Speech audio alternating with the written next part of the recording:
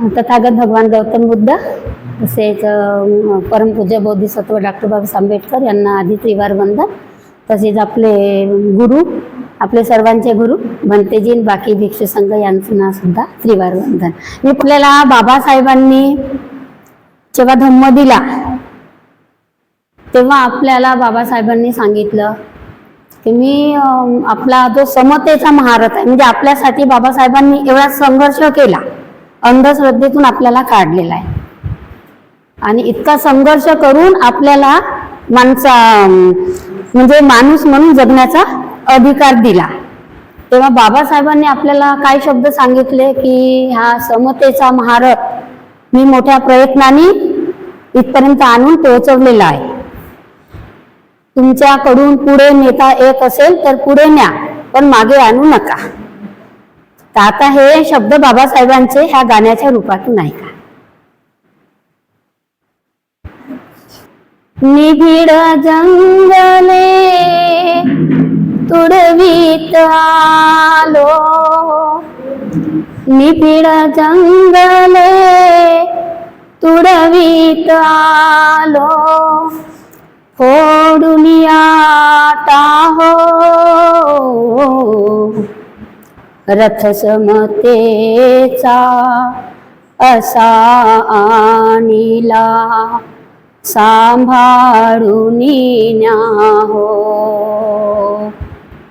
रथ समतेचा असा आणिला, सांभाळून न्या हो. निबिड जंगले तुडवीत आलो, फोडून टाहो रथ समतेचा असा आणिला, सांभाळून न्या हो. चिखल दऱ्यांचे मार्ग तुडविले, निवडुंगाचे घाव छेडिले, चिखल दऱ्यांचे मार्ग तुडविले, निवडुंगाचे घाव छेडिले, पिऊनी कुणाच्या ज्वाळा, पिऊनी कुणाच्या ज्वाळा, इथवर आलो तुम्हा घेऊनी, इथवर आलो तुम्हा घेऊनी, साथ मला द्या हो रथ समतेचा असा आणिला, सांभाळून न्या हो रथ समतेचा असा आणिला, सांभाळून न्या हो. जग कसले हे जंगल सारे, दुष्टपणाची उघडी दारे, जग कसले हे जंगल सारे, दुष्टपणाची उघडी दारे, मानवता नायेथे, मानवता नायेथे, माणूस भोगे नरक यातना, माणूस भोगे नरक यातना, उचलून त्या घ्या हो रथ समतेचा असा आणिला, सांभाळून न्या हो रथ समतेचा असा आणिला, सांभाळून न्या हो. सिद्धार्थाच्या नीतीमधले नीच जिण्याचे मर्म जाणिले। सिद्धार्थाच्या नीतीमधले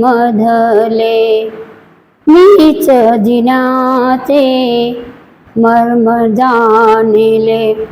धम्मपदी तुम्ही आहो, धम्मपदी तुम्ही आहो। युद्ध कराया भूत अनुसरा, युद्ध कराया भूत अनुसरा। मृत्युंजय व्हाओ, रथ समतेचा असा आणिला सांभाळून न्याहो। रथ समतेचा असा आणिला सांभाळून न्याहो। रथ समतेचा असा आणिला सांभाळून न्याहो। जय भीम। बुद्धाय जय भीम। सगळ्यांना मैत्रीपूर्वक जय भीम। आजचा विषय आहे निराधार सिद्धांत। निराधार सिद्धांत म्हणजे ज्याला कुठल्याही गोष्टीचा आधार नाही त्या गोष्टी मागे आपण खूप लागलेला आहोत, तेच म्हणजे कर्मकांड, अंधश्रद्धा। बाबासाहेबांनी सांगितलं की मनुष्याशी प्रत्यक्ष असणारा संबंध कसा असायला पाहिजे। मागच्या विषयामध्ये भंतेजीने आपल्याला खूप चांगल्या प्रकारे समजून सांगितलेलं होतं की मनुष्याचा असणारा दुसऱ्या व्यक्तीशी संबंध हा प्रत्यक्ष असायला पाहिजे, पण तो कसा प्रेमरूपी, करुणामय, बंधुभाव, स्वातंत्र्यमय, न्यायिकदृष्ट्या असायला पाहिजे। आणि कर्मकांडातून दूर होण्यासाठी आपल्याजवळ कुठलंही प्रशिक्षण नाही आहे। बाबासाहेबांनी तेच म्हटलं आहे की ह्या प्रकारे म्हणजे मनुष्य दुसऱ्या मनुष्याशी वागताना कसा वागायला पाहिजे त्यासाठी एक प्रशिक्षणाची व्यवस्था असायला पाहिजे। आणि ते जर प्रशिक्षण मिळालं तर व्यक्ती हा व्यावहारिकदृष्ट्या दुसऱ्या व्यक्तीशी म्हणजे सर्वांचं कल्याण होईल, मानव कल्याण होईल असा तो वागू शकतो। समजा या गोष्टी नाही करू शकला तर तो निश्चितच कर्मकांडाकडे वळेल आणि पुरोहित वर्गाला मजबूत करण्याचं काम चालू आहे। आणि आपला धम्म हा आपण तर्क आणि विज्ञानवादी दृष्टीने विचार करू शकत नाही, त्यामुळे आपण मागे चाललेलो आहोत। म्हणून बाबासाहेबांनी आपल्याला ज्या प्रकारे समजून सांगितलेले की धम्म काय आहे, धम्म म्हणजे मानवाला केंद्रबिंदू समजून मानव कल्याणासाठी बाबासाहेबांनी बुद्धाने त्यांचा धम्म तयार केलेला आहे, पण आपण ते अंगीकारत नाही, फक्त वाचन म्हणून सोडून देतो। पण त्यामध्ये जे विचार सांगितलेले आहे ते आपण आत्मसात करत नाही, त्या रूपाने आपण वागत नाही, त्यामुळे आपला धम्म थोडा मागे चाललेला आहे। आणि दुश्मन हे दोन प्रकारचे असतात, एक व्यक्तिगत असतो आणि एक वैचारिक असतो। व्यक्तिगत तर ठीक आहे, आपण व्यक्तिमध्ये असतो, पण वैचारिक जर दुश्मन जर असला, बाबासाहेबांचे विचार हे जे वैचारिक आहेत तर त्यांचे दुश्मन म्हणजे वैचारिक दृष्ट्या खूप जास्त आहेत, ते म्हणजे पुरोहित वर्गच आहेत। आणि त्यांनी आपल्याला कर्मकांडामध्ये अडकवून ठेवलेलं आहे, म्हणजे बाबासाहेबांचे विचार आपण न मानण्यासाठी म्हणजे तयार झालेला आहोत। ते होता कामा नये। बाबासाहेबांनी ज्या दृष्टीने ज्या विजनने आपल्याला धम्म दिलेला आहे त्याचं अनुकरण करून मनुष्याची असलेला संबंध हा मानव कल्याणकारी असायला पाहिजे। हाच आपला म्हणजे आजचा मैत्रीपूर्ण जय भीम। बुद्धिस्ट सेमिनार में आप सबका स्वागत है।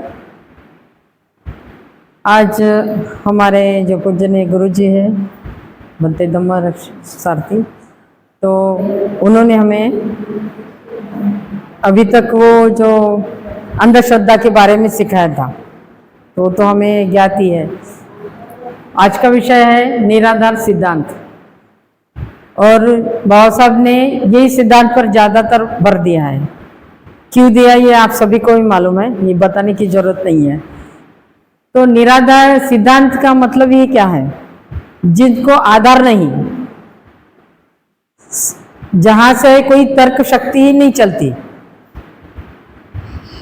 जहां पर हमारी सब सोचने की जो क्षमता है वो खत्म हो गई, और जहां सोचने की क्षमता खत्म हो गई वहां ईश्वरीय अलौकिक शक्तियों का प्रभाव बढ़ जाता है। ये तो आप सब लोग मानेंगे कि जहां हमारा जो सोच होती है उसने आधार छोड़ दिया, उसने सोचने समझने की शक्ति कम हो गई कि अलौकिक शक्तियां बढ़ गई। और पुरोहित ने वही पे में यहाँ जब कम पड़े हम तो पुरोहित ने वहां से प्रभाव बढ़ा दिया है, क्योंकि इनका प्रभाव यही बढ़ता है हमारी सोच जहां पर कम हो जाती है। तो बाबा साहब ने क्या कहा था कि तुम निराधार के तर्क पर मत देखो, अपने तर्क शक्ति से देखो, सिद्धांतों से देखो, विज्ञान युग से देखो।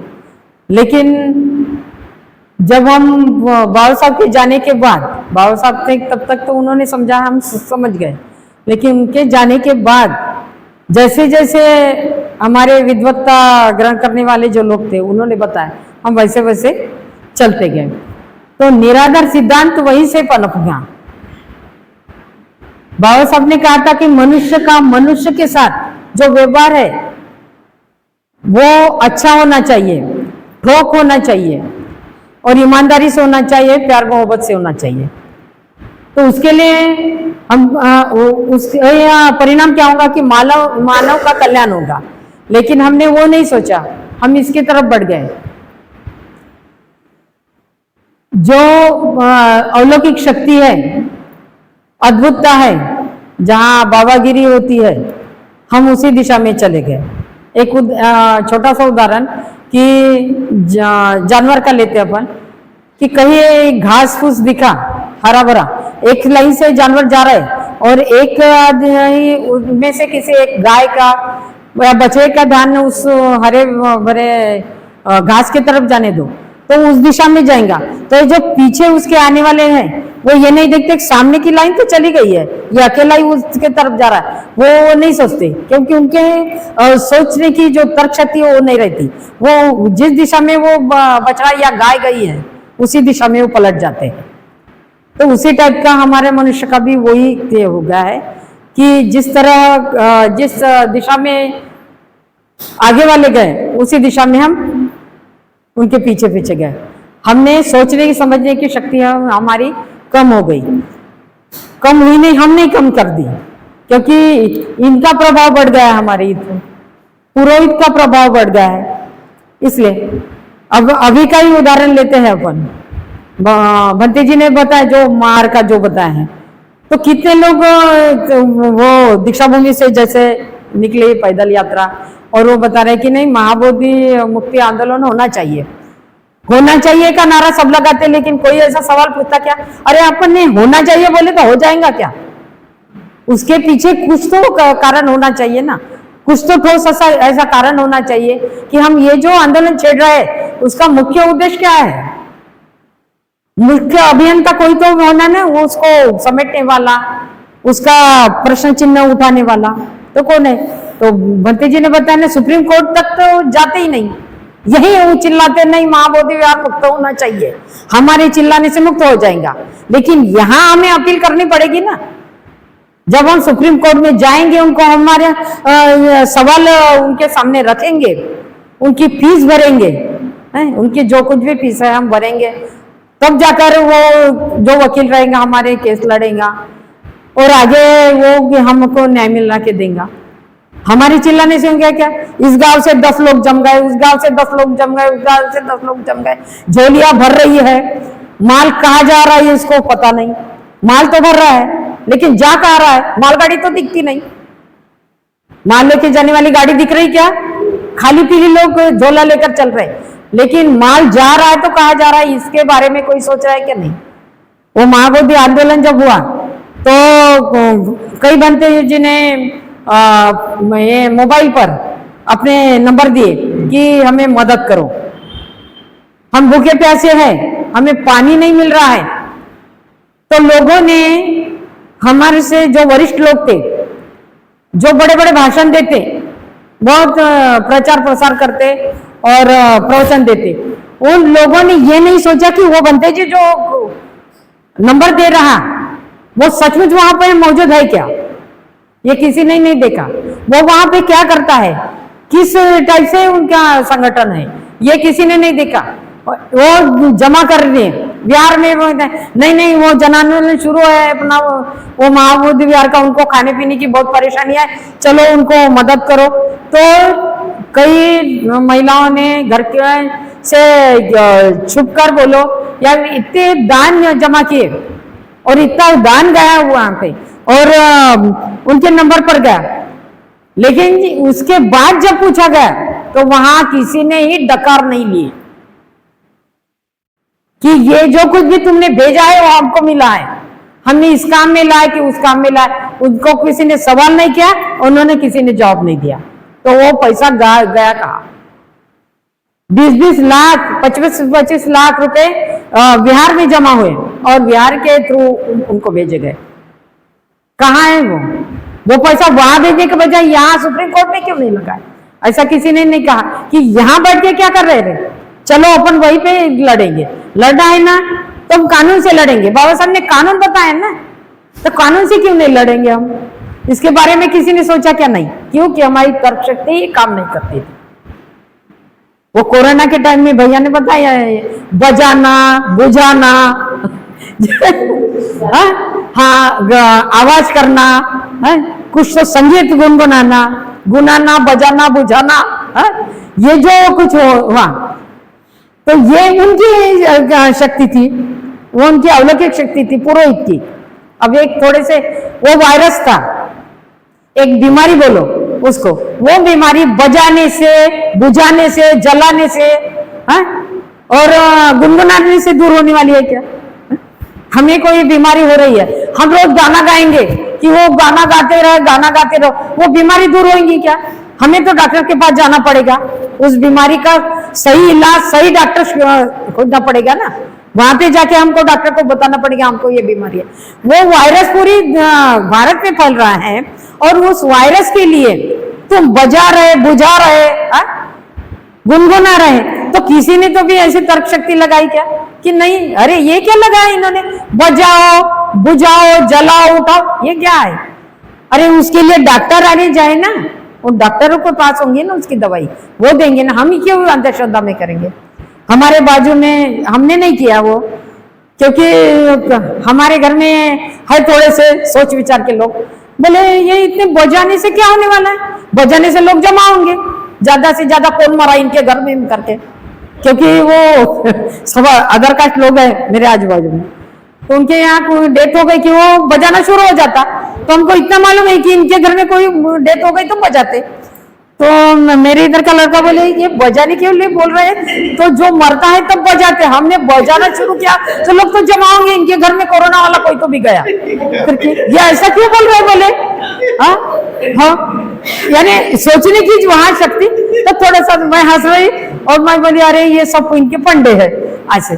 फिर वो अरे सब लाइट बुझा दो, अब सब लाइट बुझाने का और वो एक छोटा सा टिम टिम टिम टिम वो कुछ देकर, तो सब लाइट कब बुझाते हैं? अरे तुम्हारे घर में कुछ तो नुकसान हुआ है, तुम्हारे घर में समझो अपने घर का एक सदस्य है जो बड़ा, और वो सब लोगों को चलाने वाला है, घर का मुखिया, और वो गुजर गए तो अपने को ना रोशनी जलाने की इच्छा होती, ना कुछ बनाने की इच्छा होती, होता ना ऐसा, तब जाकर अपन शांत से बोलते हैं, रोते बिलखते बैठते हैं, अरे हमारी इधर का इच्छा था गया ऐसा, तब जाकर हम अंधेरा करेंगे ऐसे। तो ये वायरस आया और इसको अंधेरा करेंगे तो वायरस को दिखेगा क्या इनके घर में अंधेरा है कि उजाला है? वो तो वायरस है, उसको कहाँ आंखें है? तो ये सोचने वाली बात है। तब बहुत कम लोगों ने ये दिमाग लगाया, तर्क लगाया कि इनके ये करने से ऐसा नहीं होता है, ये तो इनके फंडे हैं, इनका दूसरा कुछ जुगाड़ चालू है, इसके लिए हमको अंधेरे में रख रहे हैं बस। तो ये सोचने की अपने को क्षमता होनी चाहिए, और ये सोचने की क्षमता हमको बाबा साहब ने दी है, स्वयं प्रकाशित हो, लेकिन हम उस शक्ति को अपनाते नहीं, उसको उजागर करते नहीं, उसका इस्तेमाल नहीं करते। सिर्फ इस्तेमाल किसका करते? ये जो पुरोहित हमको बताता है ये अलौकिक शक्तियों की तरफ हम जाते हैं। ये करने से वो होता है, वो करने से, क्योंकि क्या है, एक तो बीमारी ज्यादा बढ़ जाती है, उसकी वजह से हमारी सोचने की क्षमता कम हो जाती है, और उसमें अगर किसी ने बता दिया तो हम उसकी ये बात मानते हैं, हम अपने तर्क शक्ति पर नहीं उतारते कि इसने बताई वो बात सच है क्या। क्योंकि कभी कभी ये चुगली गोड़, ये शब्द बोलते ना, चुगली गोड़। तो जैसे मैंने अभी माधुरी को बताया एक शब्द, अरे ये ऐसा ऐसा हुआ, माधुरी क्या करेंगी, मैंने जितना बताया उतना तुमको नहीं बताएंगी, उसमें 2 शब्द लगाएंगे वो जोड़ के। हाँ, ये यानी एक जोक जैसा है, तो 2 शब्द अपने पास के लगाएंगी, रीना ने ऐसा बताया वैसा बताया, और वो 2 शब्द जोड़ देंगी, तो वो उसके बाजू वाली वो सुन लेंगी, फिर वो करुणा को 2 शब्द अपने पास के बता जोड़ेंगी, वो करुणा को बता देंगी। ऐसे करते करते वो बात बढ़ती है। किसी में भी इतनी शक्ति नहीं कि वो ऐसे ठोस के कि बराबर उसने 2 ही शब्द बोले थे क्या, या? अपने को किसी ने बोला तेरे को ऐसा बोला था, तो अपन ऐसे पूछते क्या कि जाने देना, बताए तो बोला तो बोला होगा, क्या बोलना उसमें बोलने की कौन सी बड़ी बात है, अच्छा होंगी मैं वैसी इसलिए बोले, असं म्हणलं, बाप रे बाप म्हणे, अरे तर मग ते तसं म्हटलं तुला, मग ते तसं म्हटलं तुला। तो ये जो शब्द होते हैं ये बढ़ाने का काम करता है, एक दूसरे को जब बताते हैं अपन तो दूसरा वाला उसमें 2 शब्द जोड़ता है सही बात। हाँ, उसकी वजह से वो वायरस जैसा वो फैलता है बीमारी। हाँ हाँ, तो बताने वाले से वो सांगने वाले पेक्षा ऐकने वाला हुशार, जो बताते ना। हाँ, तो जो बता रहा ना उसे सुनने वाले ने अपने कान खोलकर सुनना चाहिए कि ये बता क्या रहा है, उसके बताने में ही आधा उत्तर रहता।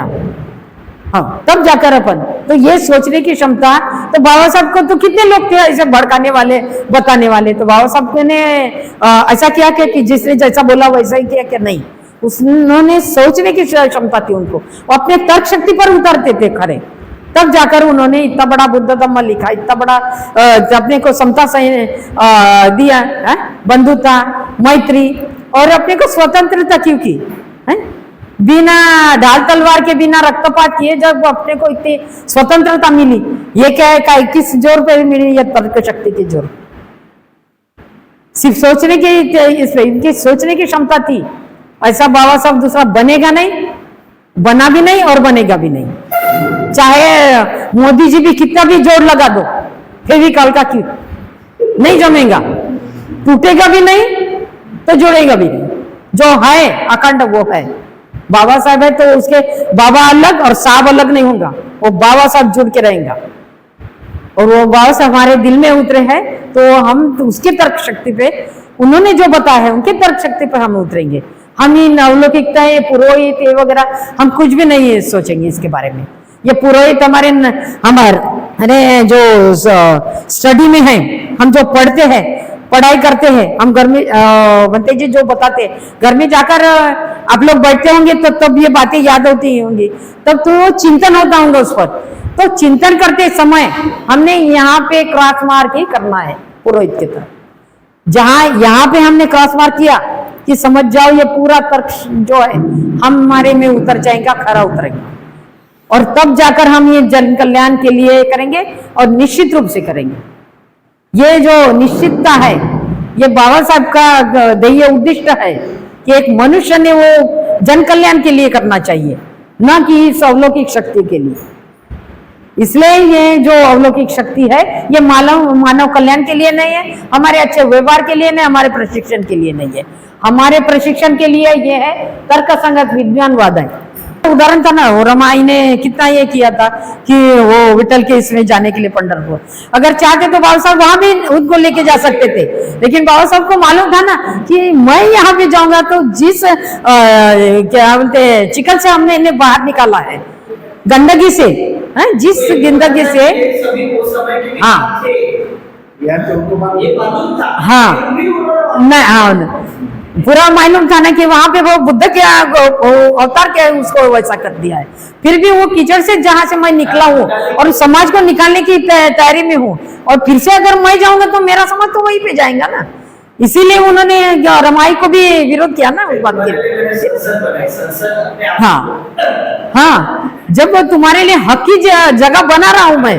हाँ संसद बनाया, तुम्हारे लिए सुप्रीम कोर्ट बनाया, हाँ। तुम्हारे लिए प्रशासन बनाया, उस संविधान की सारी नहीं तो क्या, इतनी स्वतंत्रता देने के बाद तुम उस कीचड़ में क्यों उतार रहे हो, उस दलदल में फिर से क्यों फंस रहे हैं?